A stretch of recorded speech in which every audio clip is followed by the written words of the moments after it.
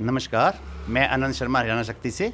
जिस तरह से करंट मार्केट जो है पिछले समय कुछ दिन टू व्हीलर वगैरह बंद कर दिया गया, सब कुछ कर दिया गया, कुछ व्यापारियों के जोर लगाने के बाद दोबारा 9 से 4 की कुछ टाइमिंग की गई, जिसके बारे में हमने पीछे विनीत खेड़ा जी से बात भी की गई थी। व्यापारी नेता हमारे साथ विनीत खेड़ा जी, उनसे बात हुई थी कि अगर टू व्हीलर खोल दिया जाए तो हुआ, लोगों के प्रेशर, दुकानदारों को प्रेशर के बाद डीसी साहब ने एक ट्रायल के तौर पर 9 से 4 का टाइम खोला गया था। उसके बाद उसमें क्या हुआ, आज क्या चल रहा है क्या नहीं, इस बारे में हम अपने साथ हमारे साथ विनीत खेड़ा जी, उनसे बात करेंगे। साथ ही हमारे साथ वरिष्ठ अधिवक्ता राजेश शर्मा जी भी बैठे हैं, उनसे भी इस बारे में बातचीत करेंगे। शहर के बारे में जिस तरह का भ्रष्टाचार, कोई भी भ्रष्टाचार हो, कुछ भी बात हो, या शहर की कोई भी ऐसी खबर निकालनी हो, उसमें राजेश शर्मा जी हमेशा से तत्पर आगे रहे हैं।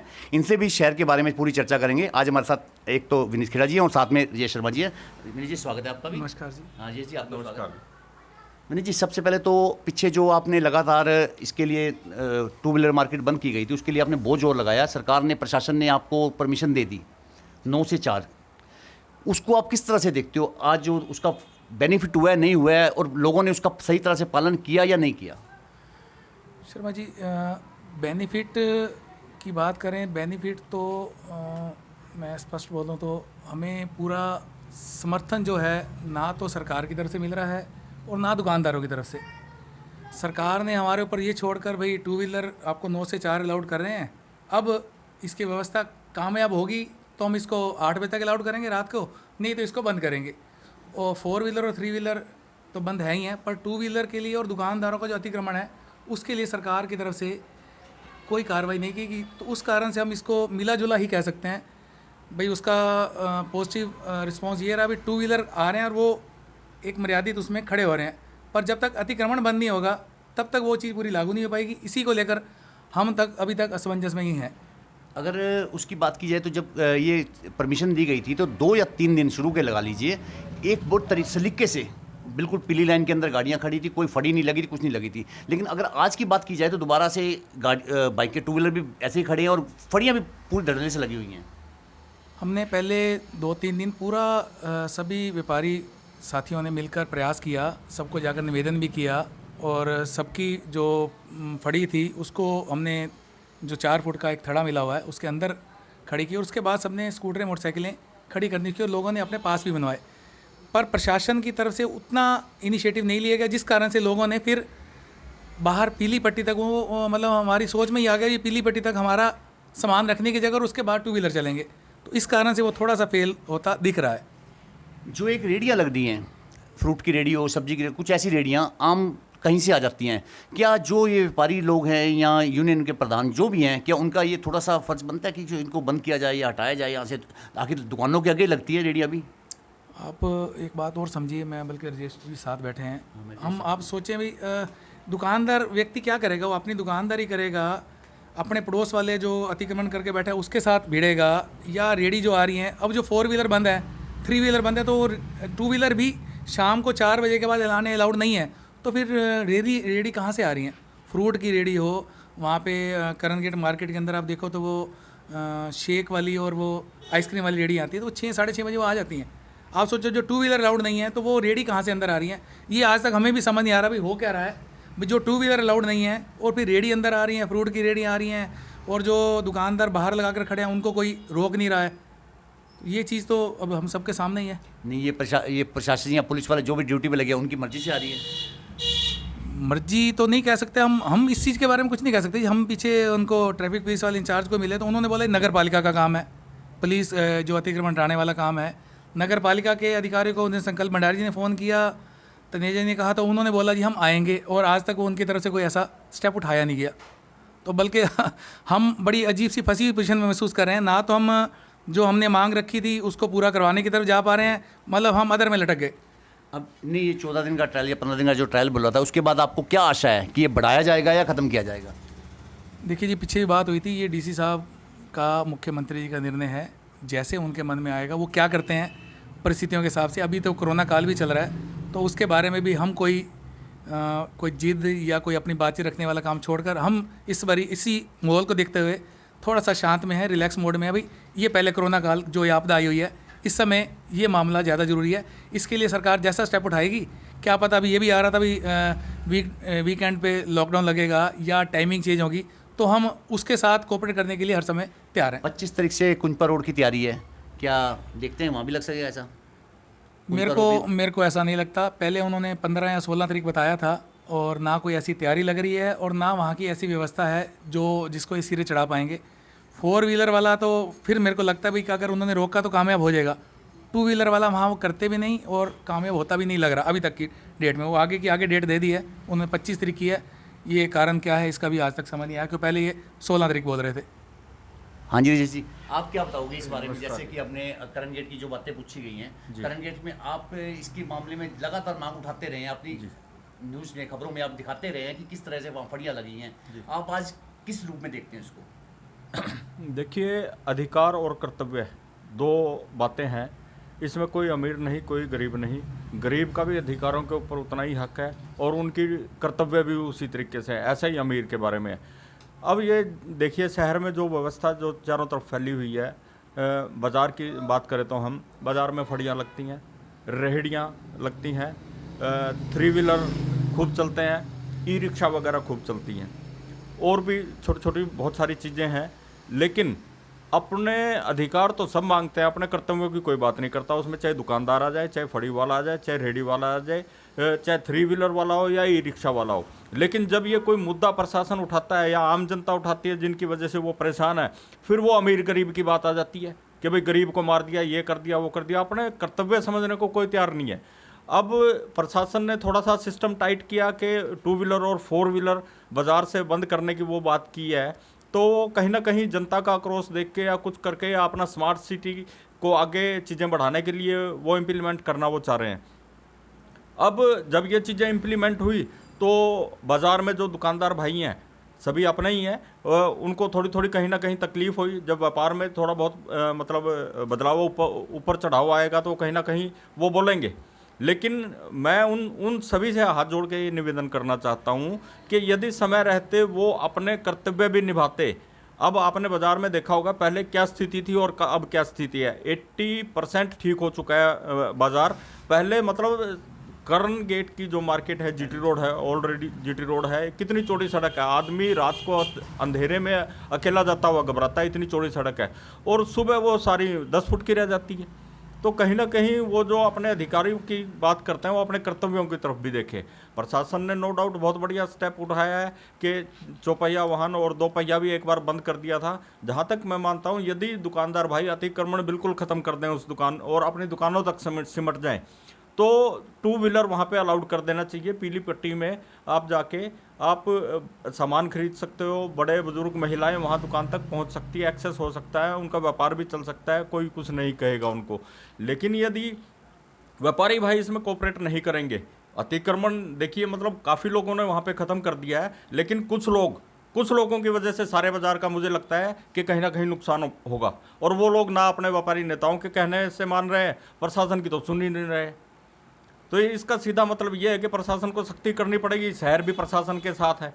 मतलब ये नहीं होना चाहिए कि कुछ लोगों की वजह से सारे शहर को या सारे व्यापारियों को नुकसान हो। ये जो प्रशासन ने जो कड़वी दवा देने का काम किया है, ये आगे आने वाले टाइम में व्यापारियों के लाभदायक होगा? देखिए, मैं आपके संज्ञान में एक बात लाना चाहूँगा कि चांदनी चौक दिल्ली में सभी जानते हैं, वहाँ पर इतनी सुंदर बेहतरीन व्यवस्था कर दी गई है जो कभी किसी ने सपने में भी नहीं सोचा था। प्रशासन एक उसी प्रकार का एक प्रोजेक्ट लेके इस बाज़ार के लिए आ रही है कि लोगों को खाली शॉपिंग करने की नीयत से ना है, वहाँ पे घूमने फिरने की नीयत से भी है। एक सुंदर बढ़िया बाज़ार वहाँ पे डेवलप करना चाह रहे हैं, लेकिन उसके लिए आम जनता का, व्यापारियों का बड़ा भारी समर्थन उनको चाहिएगा, तभी ये चीज़ें डेवलप हो सकती है। और जब भी कोई एक बदलाव होता है तो थोड़ा सा कष्टकारी होता है। आप भी जानते होंगे कि ये सराफा बाज़ार पहले बहुत भीड़ा होता था। एक डीसी साहब आए थे पहले, उन्होंने मतलब उसको चौड़ा किया तो आज सभी उसके बारे में उनको ठीक बोलते हैं कि बहुत बढ़िया किया था। ये भी इसी प्रकार से है।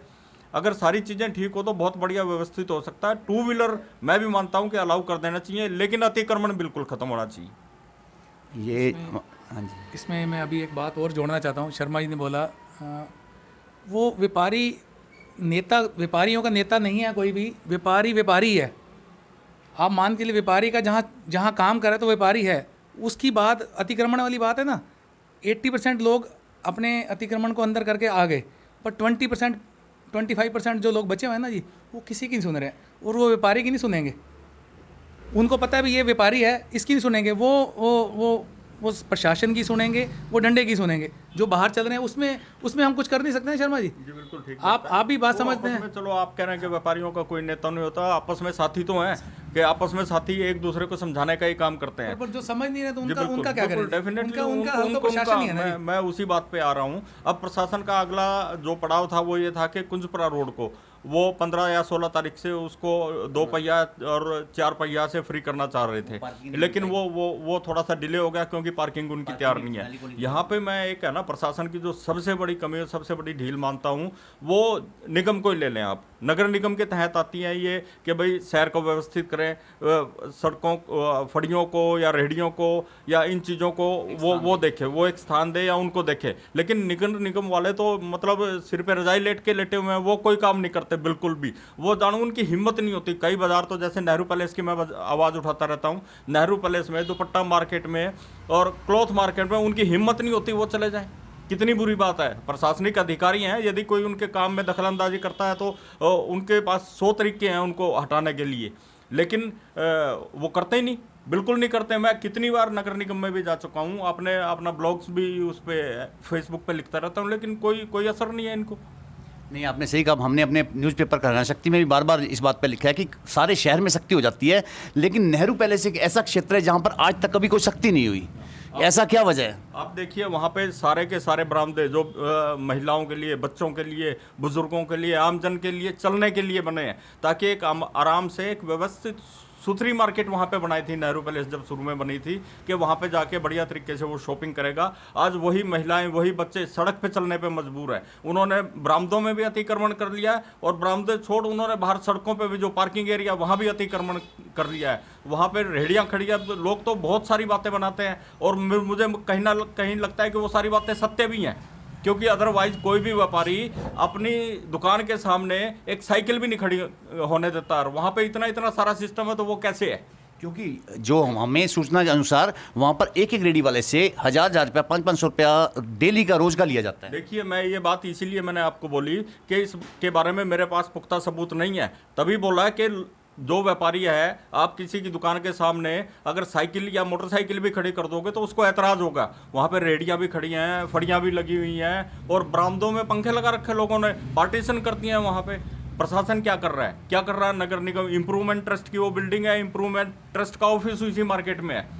अधिकारी क्या कर रहे हैं? नगर निगम की बात की जाए तो नगर निगम के बारे में आपने शुरू से लेकर आज तक हमेशा बहुत सी चीज़ें उठाई गई हैं। अगर आम लोगों की धारणा देखी जाए तो नगर निगम के बारे में कहा कि जब से ज़्यादा भ्रष्टाचार अगर करनाल में कहीं है तो नगर निगम में है, जिसके बारे में आपने कई RTI भी लगाई हैं, कई चीज़ें भी लगाई हैं। जैसे कई गेट बनाने के ऊपर लाखों रुपये गेट लगाया गया। हम कोरोना पे आ जाते हैं, इन गेटों के ऊपर लाखों रुपये लगाया। आज कोरोना के मामले में देखा जाए तो कल्पना चावला में बहुत बुरी हालत में देखा जाता है। इतना बुरा पेशेंट है कि लोग प्राइवेट अस्पतालों में धक्के खा रहे हैं, और प्राइवेट में इतना जो देख सकते हैं कि एक पूरी तरह से उन गरीब आदमी वहाँ इलाज नहीं करा सकता। कल्पना चावला की आप क्या बताएंगे कि अगर एम्बुलेंस की बात की जाए तो उनके पास कहते हैं एक एम्बुलेंस है। अभी पीछे निकल के आया था ये कि सिर्फ एक ही एम्बुलेंस है कल्पना चावला के बाद पास, तो वो कितनी बुरी बात है। मतलब तकरीबन 1100 करोड़ रुपए इसके ऊपर खर्चा हुआ, और ये ड्रीम प्रोजेक्ट है। CM साहब ने भी इनिशिएटिव लेके इनको चलाया, शहर की जनता ने भी शुरू में लाखों पत्र इधर उधर लिखे, फिर जाके शुरू हुआ। करनाल की बेटी है कल्पना चावला, लेकिन आज इन लोगों की मतलब कमजोरी ने इस मुकाम पर लाकर खड़ा कर दिया कि कहीं ना कहीं उस बेटी का भी नाम इफेक्ट हो रहा है। आज वहाँ पे मतलब कोई सुविधा ही नहीं है। पिछले 5 साल में 5500 के करीब वहाँ पे कम से कम मुद्दे हो चुके होंगे। हर तीसरे दिन कोई ना कोई मुद्दा रहता है वहाँ पे। जिस तरह से अब कोरोना का मामला बहुत बुरी तरह से अगर देखा जाए तो करनाल में जिस तरह रोज़ 400 प्लस केस आते हैं, कल भी 477 थे, 2 और डेथ भी रोज़ हो रही है। अगर विनीत जी क्या बताएंगे करनाल का किस पोजीशन में देखते हैं कोरोना में, और क्या सरकार की तरफ से क्या ऐसे इंतजाम दिखते हैं आपको, चाहे वो कल्पना चावला में हो या प्राइवेट अस्पताल में, किसी अस्पताल में हो? हालांकि डी साहब ने कहा कि 20% हम प्राइवेट अस्पतालों में अरेंज करवाएंगे। शर्मा जी, आज मैं बल्कि अभी आपके चैनल के माध्यम से एक अपील भी करना चाहता हूं, और आज मेरे को लगता है अभी हमने चर्चा की है अतिक्रमण की, बाज़ार की। आज जो विषय है ना, जिस समय आपने बड़ा सही मुद्दा उठाया, इस समय जो हमारी बात करने का विषय है कोरोना होना चाहिए, और उसकी व्यवस्था के निमित्त आप देखो कहीं ना कहीं 2 चीज़ें मेरे को जो स्ट्राइक कर रही हैं पिछले 3-4 दिन से। या तो हम जो अपने नेशनल न्यूज़ देखते हैं उस हिसाब से हम कहीं मिसगाइड हो रहे हैं उन न्यूज़ के हिसाब से।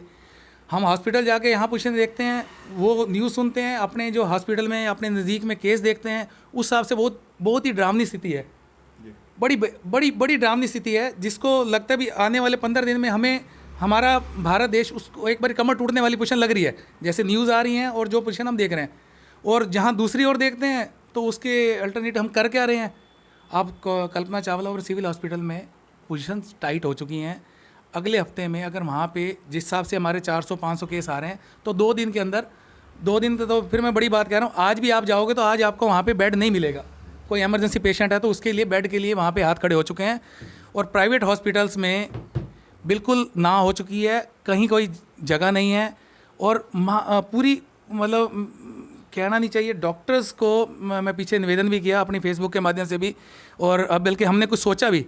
कल भी मेरी कुछ समाज सेवी संस्थाओं के कार्यकर्ताओं से बात हुई भाई क्या हम IMA के डॉक्टर्स की मीटिंग करके अब उनको पर्सनल लेवल पे, जनता के लेवल पे उनको निवेदन करें भाई इस महामारी की स्थिति में हम उसको अपने बिजनेस को बढ़ाने की तरफ, कमाई की तरफ क्यों जा रहे हैं।